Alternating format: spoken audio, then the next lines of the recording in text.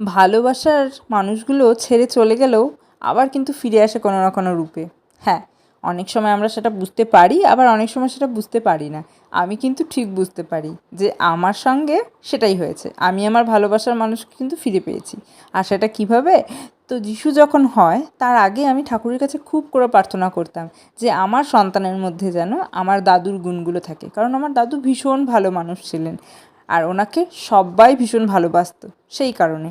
তো যিশু হওয়ার পরে যখন ও ধীরে ধীরে বড় হতে থাকলো, আমি ওর মধ্যে অনেক গুণ দেখতে পাই দাদুর। আর আমার মাঝে মাঝে ভীষণ অবাক লাগে, মাঝে মাঝে ওকে বলি তুই আগের জন্মে আমার দাদু ছিলি, এই জন্মে আমার ছেলে হয়ে এসেছিস। কারণ দাদু আমাকে ছাড়া থাকতেই পারতো না।